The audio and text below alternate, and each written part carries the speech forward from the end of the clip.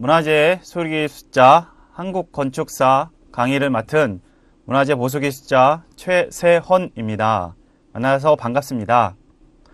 그럼 지난번 오리엔테이션에 이어서 이번부터 본격적인 한국건축사 강의를 해볼 텐데요.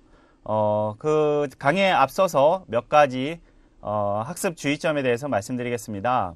한국건축사는 말씀드렸다시피 한국사와 건축사가 결합되어 있어서 굉장히 공부할 분량이 많습니다. 한국사적인 통사적인 부분도 이해를 해야 되고, 그 다음에 문화사의 한 부분인 건축사도 이해를 해야 되기 때문에 공부할 분량이 굉장히 많고, 또 알아야 될 건축물의 수도 굉장히 다양한 시점입니다. 그런 과목에서 수험생들이 고득점을 얻으려고 한다 그러면 어떻게 해야 될까?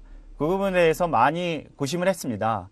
그래서 내린 결론은 일단 이 시험이 객관식 시험이다 보니까 넓고 그 다음에 일부분에 대해서 깊게 하는 그런 투트랙의 학습법이 필요하다고 결론을 내었습니다. 그래서 전반적인 모든 부분, 지금 현재 한국건축사에서 출제되고 있는 경향, 물론 한국건축사라고 해서 그런 역사적인 흐름만을 출제하지는 않습니다. 역사적인 흐름 이외에 그 구조에 대한 부분, 그 다음에 일반 건축 문화에 대한 부분까지 통합적으로 지금 출제가 되어 있기 때문에 가장 중요한 것은 모든 분야를 골고루 빠지지 않고 여러분들이 공부하시는 게 가장 중요하다고 생각했습니다. 하지만 안타깝게도 우리에게는 많은 시간이 있지 않습니다. 많은 분량을 빠른 시일 내에 소화하려면 어떻게 될까? 거기에 대한 정답은 바로 그 키워드 중심으로 준비를 하는 것입니다. 한국건축사를 아까 말씀드렸듯이 모든 영역을 총괄할 수 있게 키워드별로 정리를 하였고, 그 키워드에 맞는 그 다음에 사례 건축물, 정의, 그 다음에 종류, 그런 부분들을 새로이 교재와 더불어서 이 PPT 자료로 제공을 할 것입니다. 그래서 여러분들이 제가 앞에서 말씀드리는 이 PPT 자료의 내용들을 키워드라고 생각하시고, 요 정도는 여러분들이 다 숙지하시고 암기하신다라고 하면은 최소한 한국건축사 부분에 있어서 80점 이상의 고득점은 가능하다라고 판단이 되었습니다. 그래서 여러분들이 요 굉장히 많은 양의 이제 판서가 적용될 건데요. 그 부분들을 하나하나 놓치지 마시고 그 키워드식과 그 다음에 요 수업이 끝나신 후에 아니면은 3월부터 이루어질 본 강의, 그 건축 구조와 시공에 대한 부분 강의에서도 그 부분이 많이 언급이 되니까요. 그때는 그것을 좀 자세하게 살펴본다라고 생각하시고, 오늘 이 한국건축사 수업 또 앞으로도 마찬가지겠지만 그런 키워드, 그 다음에 여기서 제시되는 그런 건물들에 대한 것들은 계속 반복해서 여러분들이 습득 암기하시기 바랍니다. 그러면 본 수업을 시작하도록 하겠습니다. 오늘은 한국건축사 그 두 번째 시간으로서 시대적 분류 첫 번째 원시시대 건축에 대해서 보겠습니다. 여러분, 원시시대라면은 언제를 얘기할까요? 물론 다 아시겠지만 원시인들이 살았던 그런 시대를 얘기합니다. 쉽게 얘기하면. 그래서 크게 구석기 시대, 그 다음에 신석기 시대, 그 다음에 청동기 시대, 그 다음에 초기 철기 시대까지를 원시시대의 범주에 넣습니다.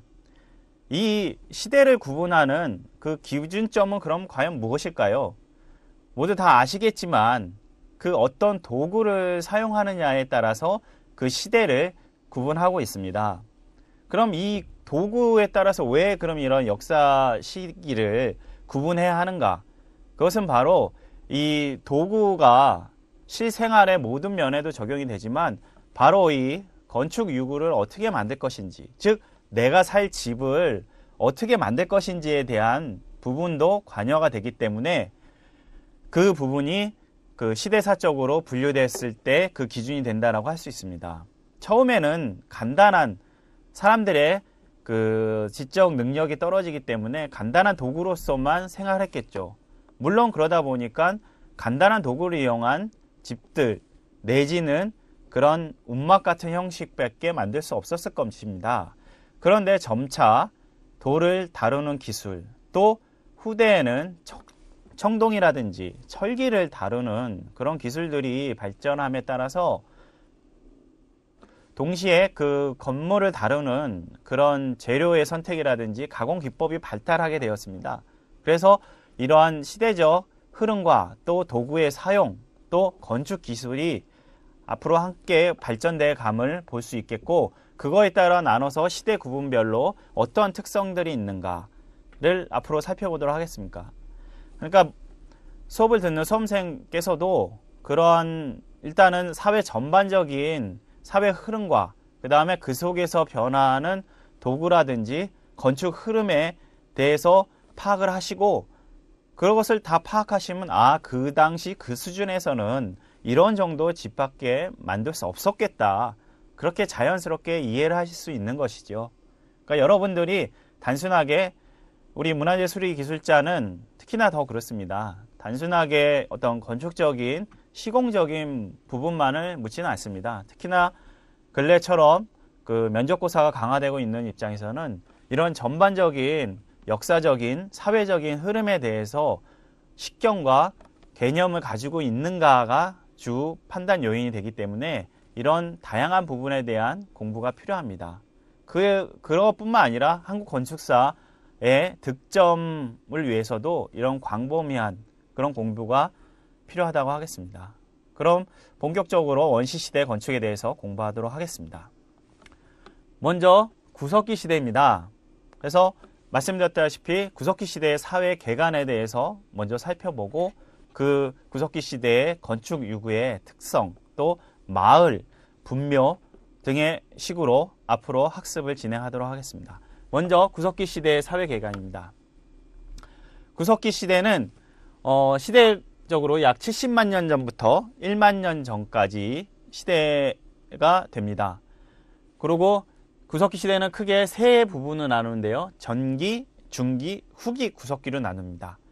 이런 시기를 구분하는 것은 아까 말씀드렸듯이 이 도구를 어떻게 사용하느냐입니다. 초기에는 그냥 돌을 간단하게 깨서 사용할 수 있는 그런 단일형 도구들이 발전했다 그러면, 점차 이런 작고 그 다음에 각 기능에 맞게 이런 도끼형도 있고, 그 다음에 이렇게 던져서 맞출 수 있는 화살형이라든지 창 끝 같은 그런 형태의 도구들이 많이 발견되었습니다. 그래서 그거에 따라서 전기, 중기, 후기로 나누어지게 되고, 그 다음에 그 시기를 대표하는 그 유적지들을 제가 여기다 적어놨는데요.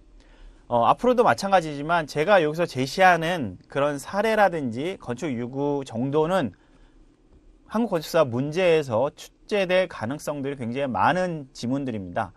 말하자면 예를 들어서 구석기 시대의 생활상을 말해주고 거기에 적합한 유구들을 고르시오 하는 식으로 문제가 나올 수 있다는 것입니다. 그래서 공주 석장리라든지 상원 검모르 동굴, 그 다음에 연천 전곡리, 이런 식으로 이제 문제들이 출제가 될 수 있기 때문에 요 정도 요 지문에서 제시되는 이런 사례들은 꼭 여러분들이 반복해서 습득해 주시기 바랍니다.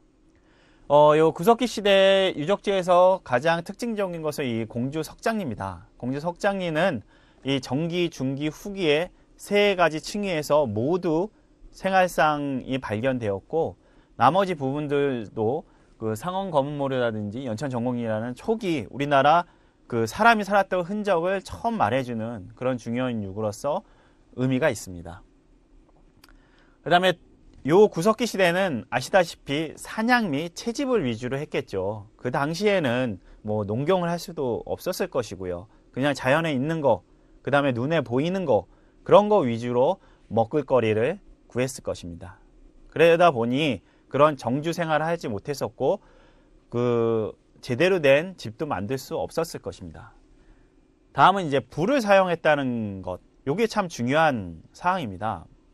단순하게 불이 어둠을 밝히는 존재가 아니라, 우리 건축 유계에서 불은 취사와 난방의 역할을 겸하게 됩니다. 그래서 그 불을 어떻게 사용했느냐, 그 불이 가운데 있느냐, 아니면 한쪽에 있느냐, 아니면 별도로 되어 있느냐, 그거에 따라서 그 시대 사회상과 그 다음에 건축 유구의 성격을 분류할 수 있기 때문에 그 불의 사용 흔적이 굉장한 중요한 그런 사항이 되겠습니다.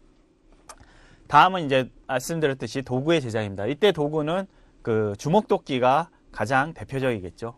그 다음에 예술품 제작을 많이 하였습니다. 그래서 바위벽이라든지 동굴벽, 그런 곳에 어떤 다산이라든지 그 다음에 풍요라든지 그 다음에 그런 하늘에 비는 그런 신앙을 표현하기 위한 그런 예술품 및 그 다음에 치장품, 부장품, 그러니까 사람이 죽었을 때 그런 천신사상들이 있기 때문에 하늘로 돌아간다라고 하는 점들을 그 부장품 속에서 이제 담았던 것이죠. 그래서 그 사람이 죽어서도 그런 부장품 속에서 잘 살기를 기원하는 그런 마음들이 있었습니다.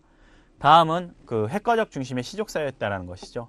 당연스럽게 그 당시에는 그 수렵 및 채집 위주의 사회였기 때문에 많은 사람들이 모여 살 수는 없었을 것입니다. 그래서 가족 단위의 시족 혈연 공동체가 주로 가족 단위 구성이었을 것으로 생각하고 있습니다.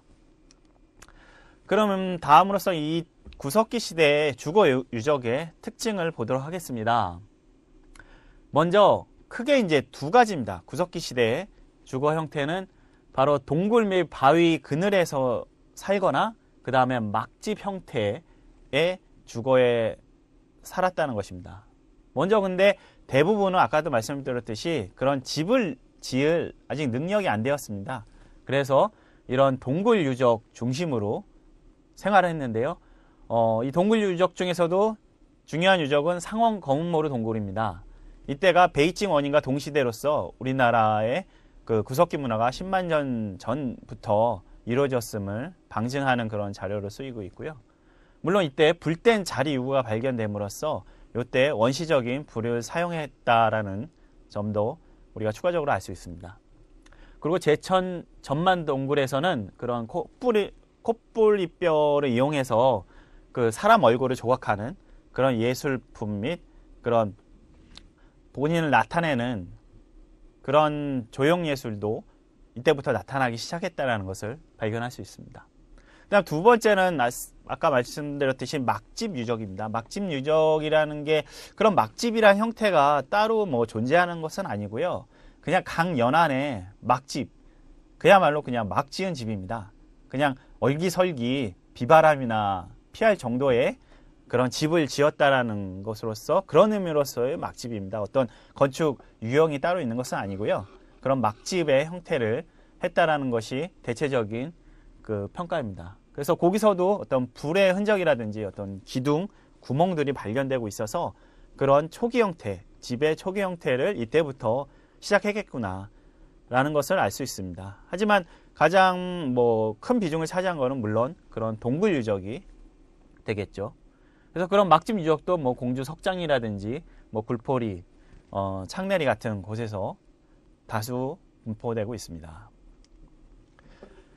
다음은 이제 신석기 시대가 되겠습니다.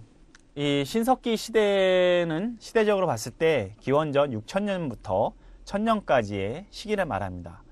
이때 가장 큰 사회적인 특성은 바로 도구가 발달되었다는 겁니다. 물론 다른 이제 도를 이용한 도구도 발달이 되었지만 이때부터 토기가 나타나기 시작했습니다. 그래서 그 토기의 형태에 따라서 전기와 후기로 나누기도 하고요. 그런 토기가 나타났다는 것은 무슨 의미일까요? 예, 그만큼 그 토기를 사용할 용도가 새로 추가됐다는 얘기겠죠. 그것은 곡식을 담거나 저장하거나 혹은 그것을 가공하는 데 쓰였다는 의미가 되겠습니다. 그래서 사람들의 삶이 일순 더 발전된 그런 모습들을 보이고 있습니다. 그래서 그거에 맞는 또 집의 형태가 필요했을 것이고요. 그거에 맞게 또 사람들의 집의 특성이 실질적으로 변화돼 가고 있습니다. 그러면 그런 부분들에 대해서 알아보도록 하겠습니다. 다시 사회개관을 보면 일단 어떤 삶을 살았냐, 수렵, 어로, 그 그 다음에 농경이 시작되었습니다. 여기서 가장 중요한 거는 이제 농경이 시작되었다는 것이겠죠. 물론 뭐 벼농사 수준의 그런 고도의 농경은 아니고요. 초기에 이제 조나 피 정도의 간단하게 경작할 수 있는 그런 작물들이 이제 재배되기 시작했다는 부분입니다. 그리고 아까 말씀드렸듯이 토기를 제작하게 했는데요. 신석기 시대 가장 그 대표적인 토기는 윤기문 토기와 빗살무늬 토기입니다. 그리고 마제석기를 사용했는데요. 마제석기라는 것은 앞서의 구석기는 그냥 큰 돌을 깨서 대충 이제 다듬어서 썼는데, 이제 마제석기부터는 더 이제 세밀한 용도들이 필요하지 않았겠습니까? 그 농경도 시작하게 되고, 또 이제 다른 이제 경제적 활동들이 많아지다 보니까 그거에 맞는 돌들을 갈아 쓰기 시작했습니다. 그래서 그 시기를 바로 이제 마제석기를 사용한 그런 시기라고 보고요. 그런 마제석기로 사냥도 하고 어로도 하고 농기구도 제작한 그런 경향을 볼 수 있습니다. 그 다음에 이제 또 중요한 것이 의생활로서 옷을 만들어 입었다는 것입니다. 그런 유구는 바로 가락바퀴 같은 것으로 알 수 있고, 이런 것이 우리나라 부산 동삼동에서 발견되었다는 것도 예전에 지문으로 나온 바가 있습니다. 그 다음에 얼굴 모양 토우, 그 다음에 가리비 조개 신상 등을 통해서 그런 자신을 나타내고 그 다음에 태양을 숭배하는 그런 숭배 사상이 나타나기 시작했고요. 이때부터는 이제 좀 더 농경이 시작되다 보니까 많은 사람들이 모여서 살게 됩니다. 그래서 기존의 가족 중심에서 좀 차원이 넓어서 이제 혈연, 이런 같은 친족 간의 그런 사회가 이루어지게 됩니다. 그러다 보니까 좀 더 큰 집도 필요했고, 그런 집들이 또 이렇게 같이 어울려 모듬 살기를 하기 시작한 시기가 바로 이 신석기 시대라고 볼 수 있습니다. 그럼 이 신석기 시대의 주거 특징에 대해서 다시 알아보도록 하겠습니다. 먼저 이 신석기 시대의 주거가 어디서 나타나냐 보면 보통 이 강 연안에 나타납니다. 두만강이라든지 압록강, 또 대동강, 한강과 같은 이 강 연안에. 그럼 왜일까요? 예, 아직도 물론 농경이 시작되긴 했지만 여전히 신석기 시대에만 해도 주된 경제활동은 바로 수렵과 어로였을 것입니다. 그러다 보니 주로 먹을거리를 얻을 수 있는 그 강 연안에서 이제 주거지가 발견되기 시작했던 것이죠. 그 전대에는 그냥 비바람만 피할 수 있는 그런 동굴이라든지 그늘막 위주였다고 한다 그러면, 이제 좀 더 능동적으로 그런 먹을거리를 찾을 수 있는 그런 강 연안으로 사람들이 모여 살기 시작함으로써 그 강 연안을 중심으로 집자리가 형성되기 시작합니다. 이 신석기 시대 주거의 가장 큰 특징은 이 움집입니다.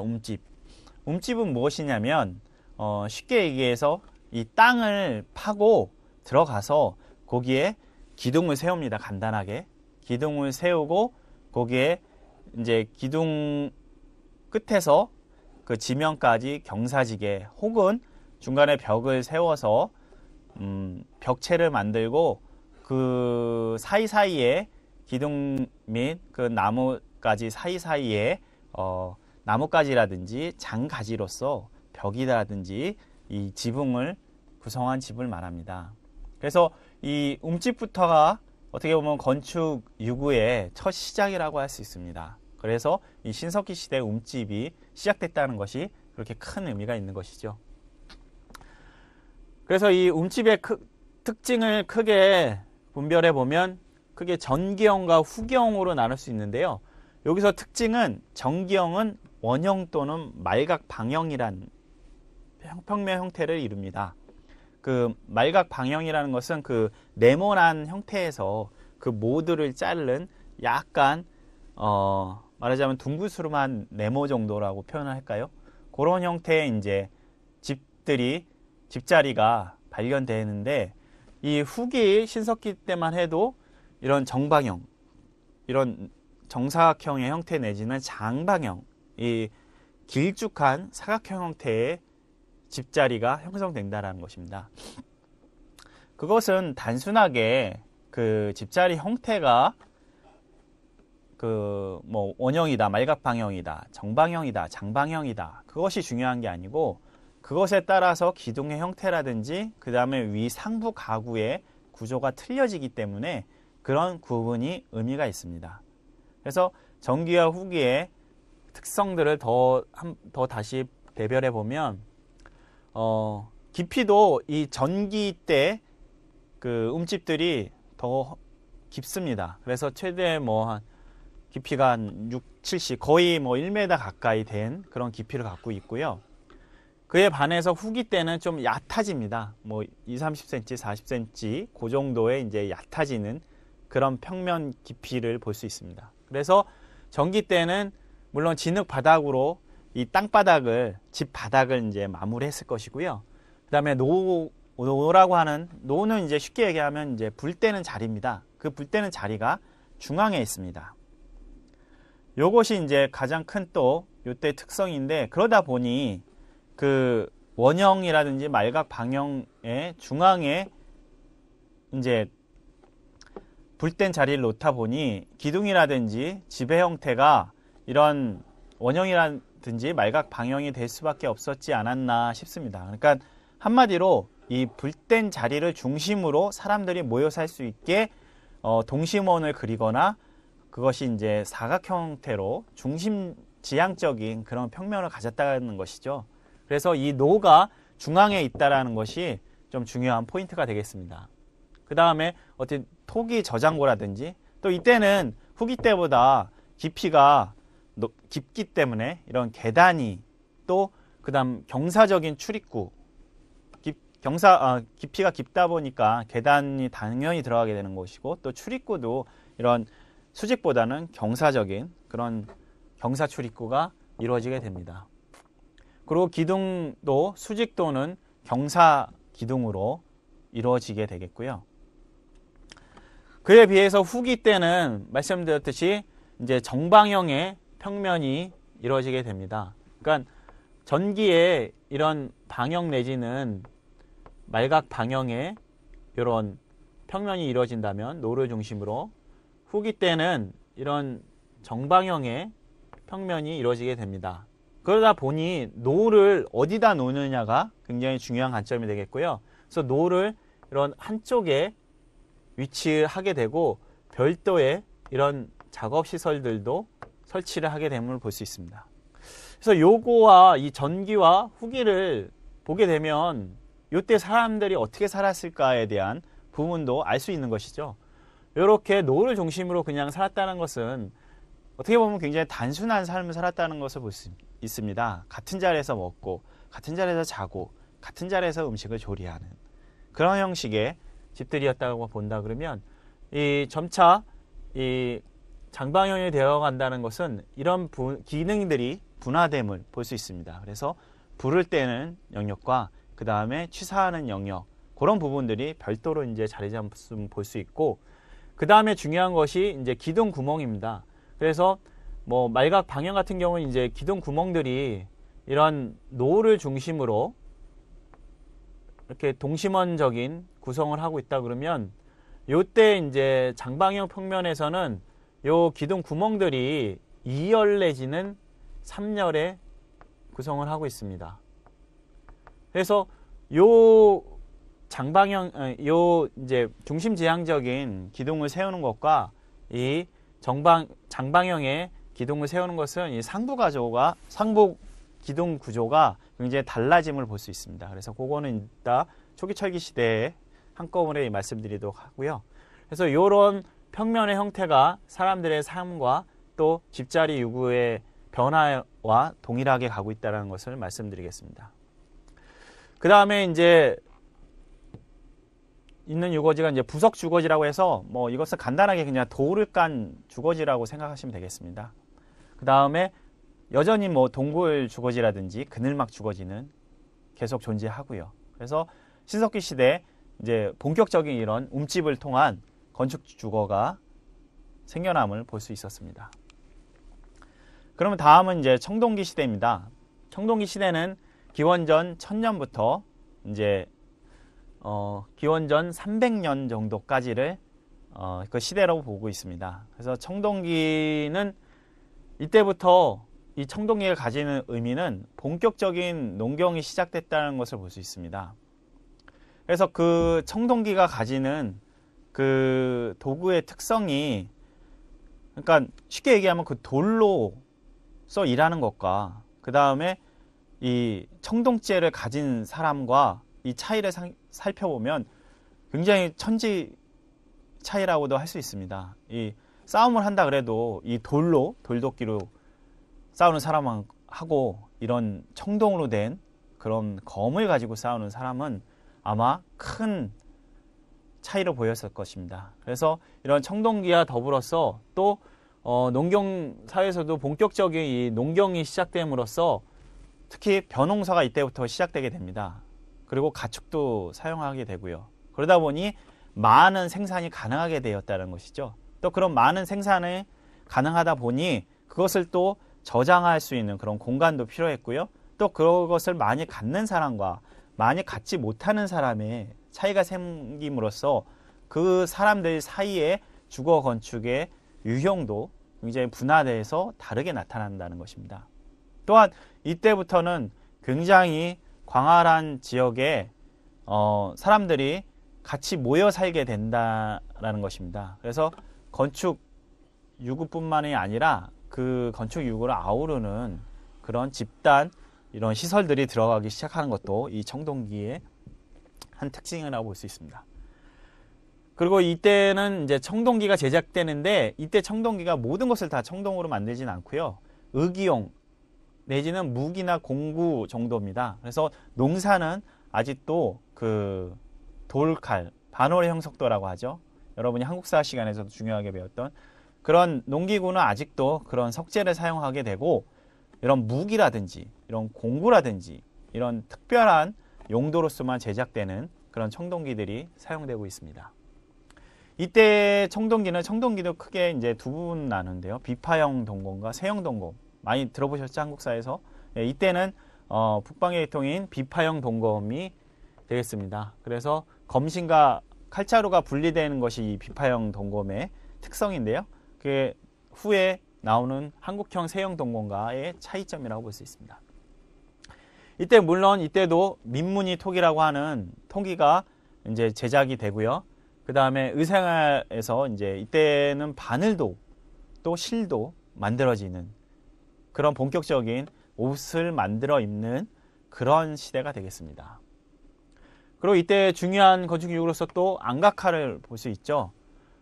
안각화에는 그 당시에 신앙의식, 그 다음에 사냥 모습, 그 다음에 행렬토 내지는 기하학적인 모형들까지 해서 그 당시 청동기인의 모든 그런 생활상 내지는 사상이 응축된 그런 소중한 유적입니다. 그래서 그 당시에 사람들이 거의 안구대 방각화 그 유적을 보면 그 고래 사냥까지 나가고 그 많은 사람들의 지금도 하기 힘든 그런 고래 사냥을 통해서 많은 사람들이 그런 수렵 생활을 했었고 그 다음에 그런 어떤 추상적인 무늬 및 그런 하늘을 생각하는 그런 천신사상도 담겨있는 그런 소중한 그 유구가 되겠습니다. 그래서 울산 방구대 안각화, 천전리 안각화, 그 다음에 양전동 안각화 등이 중요한 안각화 유구가 되겠습니다. 그래서 이 시기는 일단은 가장 큰 특징이 농업이 이제 중심이 됐다라는 것 하고요. 그 다음에 이제 가부장제 사회를 통해서 이제 그 농기구와 그 다음에 세력을 얻은 사람들과 그 다음에 그렇지 못한 지배와 피지계층의 이제 계층 분화가 일어나고 그런 계층 분화에 따른 주거의 형태도 달라짐을 볼 수 있습니다. 그럼 이런 것을 통해서 청동기 시대의 건축 유구에 대해서 좀 더 자세히 알아보겠습니다. 먼저 이때부터는 크게 출향 유적이 나타난다는 것입니다. 물론 그 이전에도 사람들이 모여 살긴 했겠지만 이때부터는 모여 사는 정도가 아니라 마을을 이루어서 사람들이 살게 됩니다. 그 이유는 앞서 말씀드렸다시피 이제 농경이 본격적으로 시작됨에 따라서 그 농산물들이 많아졌을 것입니다. 그 농산물들이 많아지다 보니 그 농산물들을 같이 경작할 사람들이 일단 필요하고요. 그 다음에 그 농산물을 저장할 공간도 또 필요합니다. 그러다 보니 그들을 위한 마을이 형성되게 되고 또 그 마을들을 외부의 적들로부터 방어를 하려고 하는 그런 방어의 시설들이 필요하게 되는 것이죠. 그래서 기존에는 마을 집단이 집자리 위주의 이제 요구가 보인다 그러면 이때부터는 공동 취락을 형성하는 그런 공동체적인 유물도 많이 보임을 할 수 있습니다. 그래서 그때 당시의 취락 유구의 특성을 보면 먼저 하안가 구릉지에 위치했다는 것이고요. 그 다음에 방어시설이 발달했다는 것입니다. 방어시설로서는 환호라고 해서 말하자면 이렇게 둥글은 참호 같은 형태라고 볼까요? 그러니까 이때도 성을 쌓는데요. 물론 지금과 같은 그런 성은 아니고요. 목책이라고 해서 나무를 얼기설기해서 그런 짐승이라든지 사람들이 직접적으로 침입을 못하게 하는 그런 목재성이라고 볼 수 있습니다. 그래서 목책을 이제 그 마을 주변으로 둘렀는데요. 그 목책 주변으로 해서 거기에 바로 이제 목책을 뛰어넘거나 바로 진입을 못하도록 거기에 이제 둥그렇게 이제 참호를 팠습니다. 그런 부분을 이제 환호라고 하는데 그런 부분이 필요했고요. 또 사람들이 많이 살다 보니까 이제 물도 많이 쓰게 되겠죠. 그래서 또 그 물을 어떻게 또 정비를 하느냐가 또 굉장히 큰 관건이었을 것이고요. 그래서 그런 물들을 관계한 그 배수로 시설이 발견되고 있고 그 다음에 교통을 위한 교통호도 발견되고 있습니다. 그리고 이제 대규모의 토목 정지 공사들이 시행됐다는 것입니다. 집터도 굉장히 커지다 보면 그 큰 집터를 지지할 그런 기초 공사가 굉장히 중요하게 됩니다. 그래서 그런 기초 공사를 하게 되는 그런 토목 정지 작업이 필요했을 것이고요. 물론 그 목책이라든지 환호라든지 배수로라든지 그런 부분들을 축소하기 위한 기초 공사도 당연히 필요했겠죠. 그래서 그런 취락 유적의 대표적인 부분을 보면 바로 부여 송곡리 유적을 볼 수 있습니다. 거기에는 주거지, 목책, 배수로 등이 발견되고 있고요. 그 다음에 묘제도 관묘라든지 옹광묘, 그 다음에 토광묘 등 그런 묘조회들이 다양하게 발견되고 있습니다. 그리고 울주 검단리 유적도 타원형의 환호를 중심으로 해서 집자리와 유구가 배치됨을 볼 수 있습니다. 그러면 그 취락 유구 안에 있는 그 주거 유적의 특성을 그럼 살펴보도록 하겠습니다. 이때 청동기 시대의 주거 유적의 특성은 일단 장방형 평면이라는 것입니다. 규모가 대략 뭐 20m 정도, 큰 것들은 뭐 20m 정도 가는 것들이 있고요. 그 다음에 깊이는 한 5, 60cm 정도 되는 것들이 있습니다.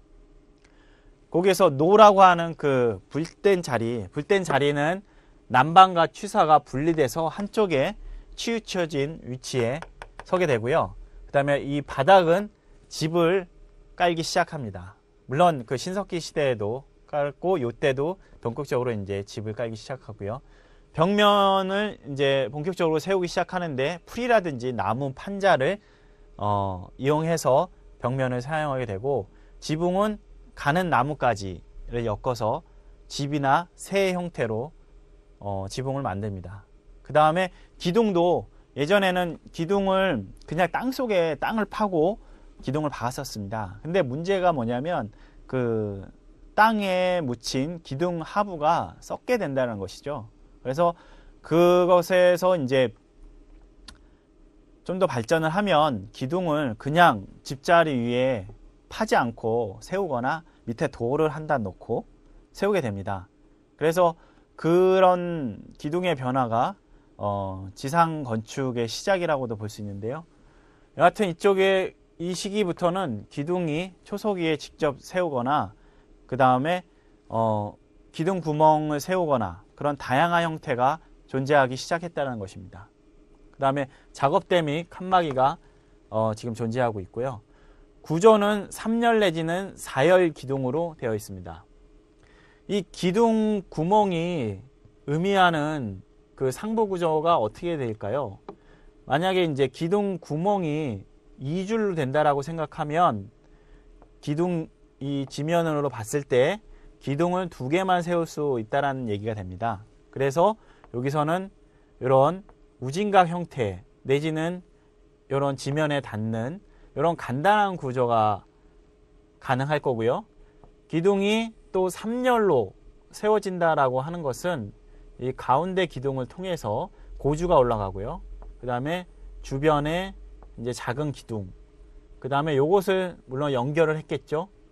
그러면서 요 지붕이 완전하게 이제는 지상과 분리돼서 이 벽체가 존재하는 이런 구조가 되겠습니다.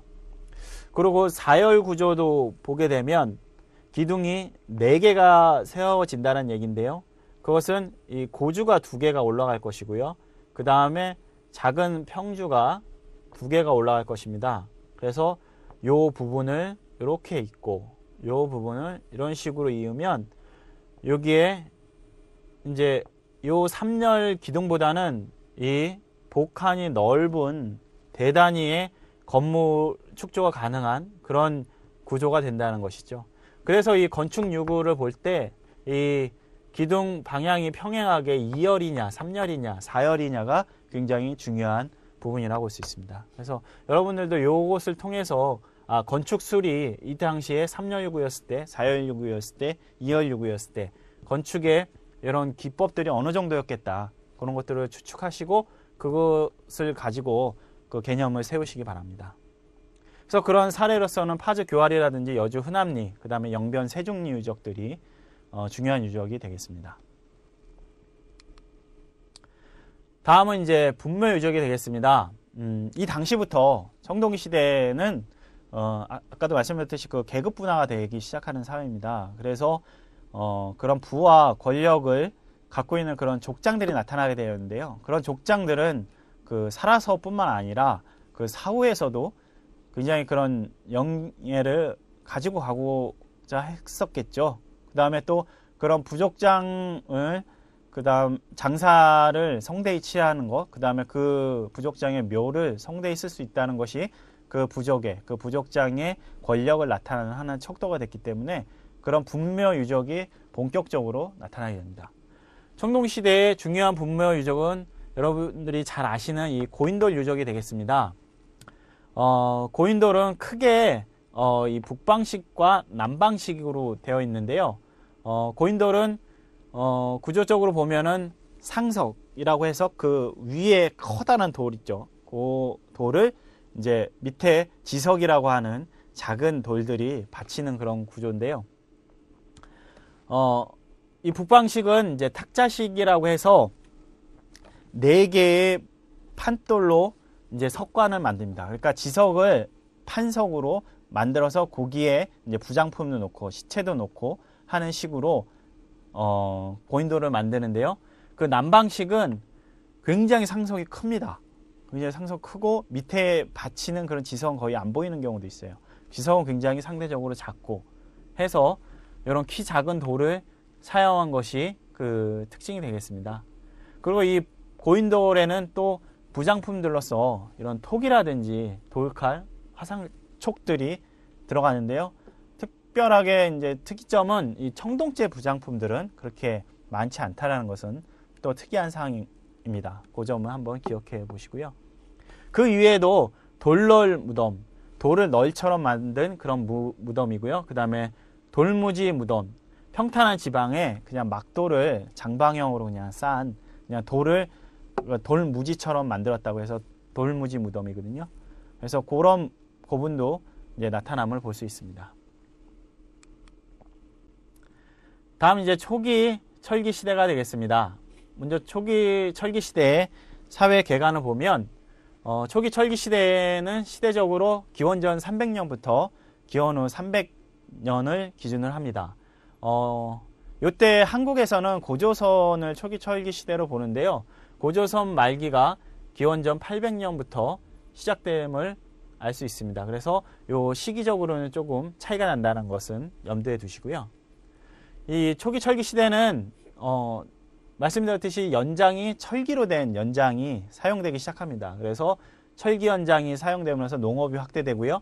그 다음에 생산력 증대, 계급 분화, 부족국가 사회로 되는데, 이때도 물론 청동시대와 동일하게 벼농사 및 그런 가축 사육, 그 다음에 농경문의 청동기들이 발견이 됩니다. 그래서 이때는 청동시대는 그 농기구가 반월 형속도로서 돌로서 사용되는데, 이때는 이제 청동제 그 농기구가 발전을 하게 됩니다. 물론 그 집을 짓는 도구에서도 청동기를 사용하게 되고요.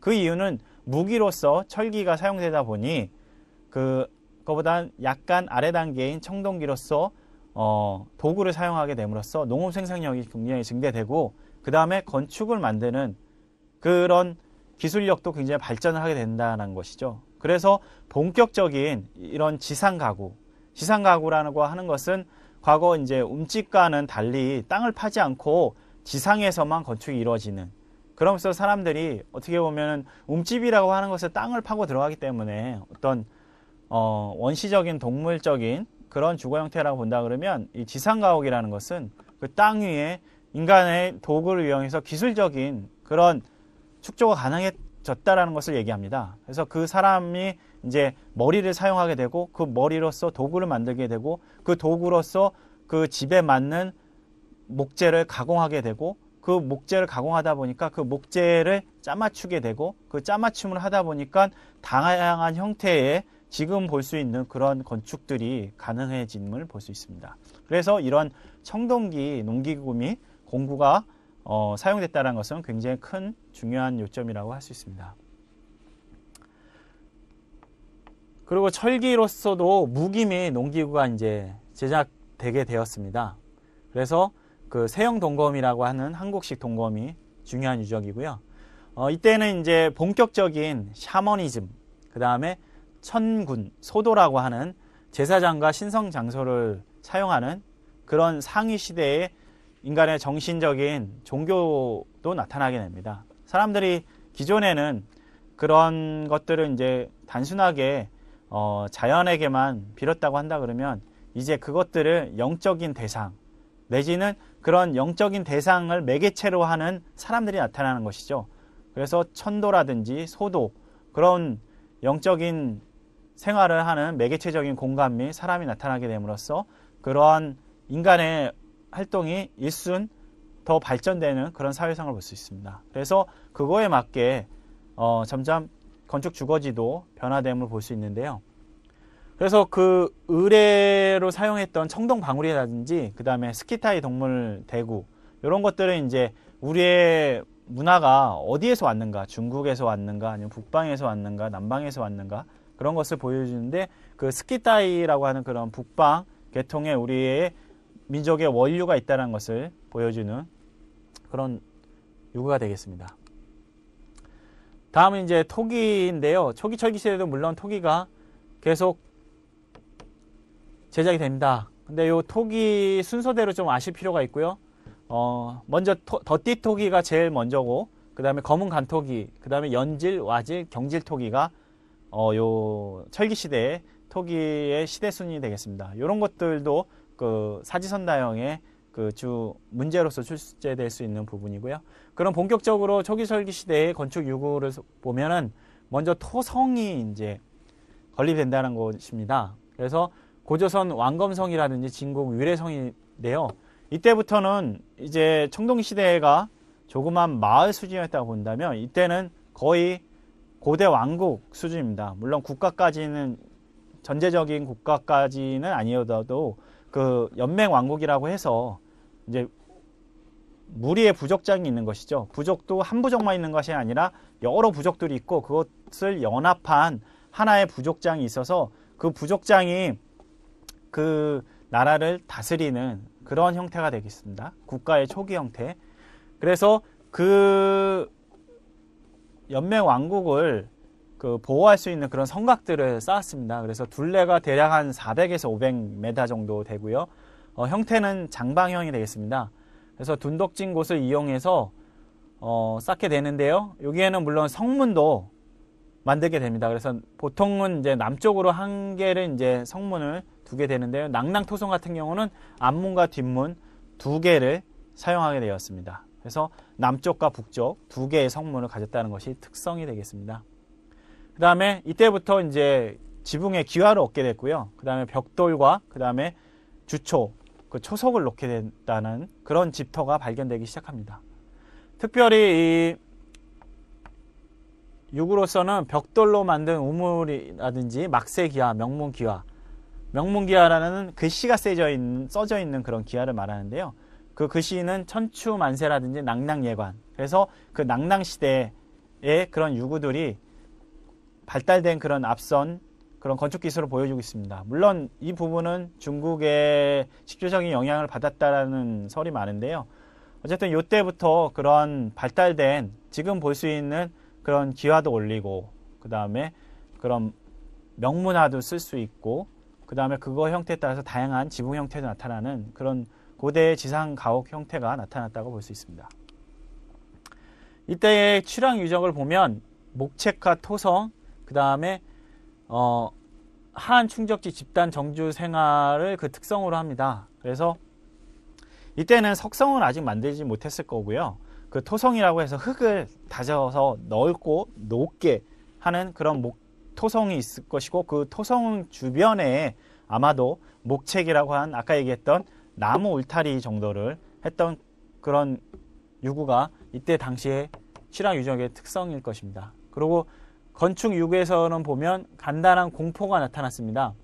공포라고 한다 그러면 다 아시다시피 그 나무의 기둥 상부와 그 다음에 보와 도리를 연결하는 요 연결 부분을 말하는데요. 이런 연결 부분에 초기적인 공포 형태가 나타나기 시작했습니다. 주로 물론 지배 계급 가옥에서 나타나기 시작했는데요. 이런 모습들은 고구려 고분 벽화에서 그 모습들을 나타내고 있습니다. 그래서 지금은 그 유구들이 남아있지는 않지만 고구려 고분 벽화에 그런 모습들을 유추해 보면 이때에 간단한 공포가 나타났다는 것을 미루어 짐작할 수 있는 것이죠. 그래서 특히나 낭낭 지역에서는 그런 장식들이 많이 발견되고 있고요. 그 다음에 출토 부재에서는 목조 건축이 시작됐음을 알 수 있는 그런 건축 연장이라든지 그 다음에 기와, 수막새 등이 발견되고 있습니다. 그리고 건축 기술로서도 그 이음과 맞춤, 그 다음에 초석 귀틀을 했다는 것을 알 수 있고요. 이것과 구분해서 신석기 시대는 아장부 맞춤이라고 해서 이런 Y자로 나무 기둥을 세우고 여기에 옆으로 가는 그 부재를 놔서 여기를 이제 끈 노끈 같은 걸로 이제 이어서 하는 아장부 맞춤의 그러한 구조가 됐다고 한다 그러면 요때 당시부터는 이음과 맞춤 바로 그 도구 중에서도 도끼와 끌이라고 하는 그런 나무를 패고 자르고 연결할 수 있는 그런 도구들이 발명되게 됩니다. 그래서 그런 도구들을 이용한 간단한 구조의 이음과 맞춤, 그러니까 부재를 연결하는 방법이 발달했다는 것이죠. 그래서 지금과 같은 그런 지금 볼 수 있는 그런 커다란 대규모의 건물들을 이때 당시부터도 지을 수 있었다라는 그런 얘기가 됩니다. 물론 아까도 말씀드렸듯이 그 기둥도 그냥 땅바닥에 세우는 것이 아니라 초석이라고 하는 돌 받침을 놓고 세우게 되고요. 그 다음에 중요한 것이 또 귀틀을 세웠다는 것입니다. 귀틀은 뭐냐면은 쉽게 얘기하면 마루가 되겠죠.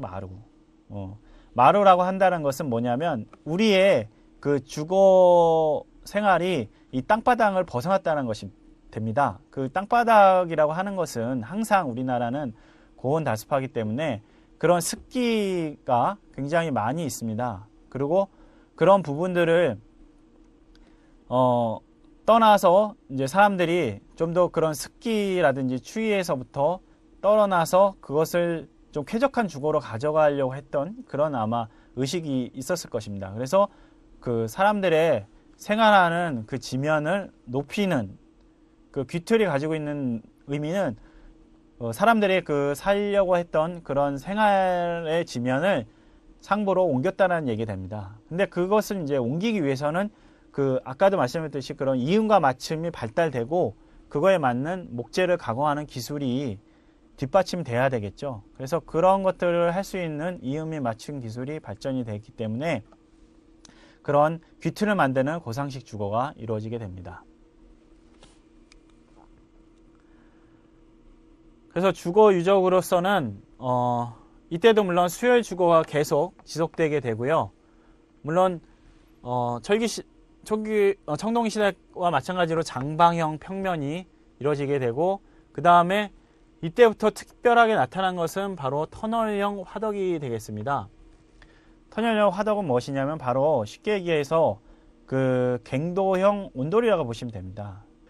갱도형 온돌이라고 한다는 것은 요 집자리 북쪽과 이런 대체적으로 북쪽과 동쪽을 중심으로 해서 이렇게 기역자의 이런 갱도를 만듭니다. 온돌로서 불자리가 지나갈 수 있는 그런 갱도를 만들어서 요 한쪽에서 불을 놓고 요쪽으로 연기가 나는 그런 식의 요 갱도형 온돌을 요 당시부터 하게 된다는 것이죠.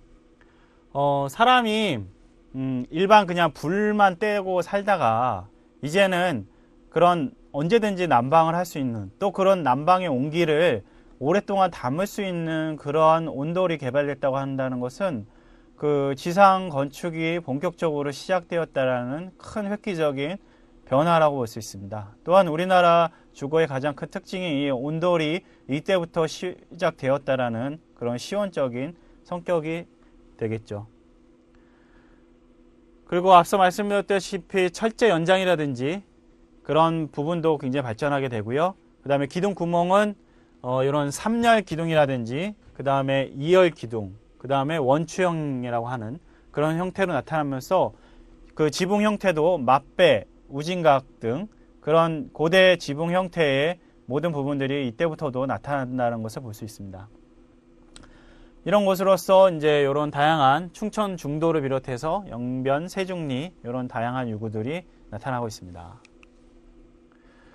그래서 앞서도 말씀드렸다시피 이 초기 철기부터는 지상 건축이 실질적으로 시작된 시기라고 볼 수 있습니다. 그래서 그런 지상 건축이 어떤 형태로 나타나는지 그것이 굉장히 중요한데요. 그것에 대해서 좀 더 알아보도록 하겠습니다.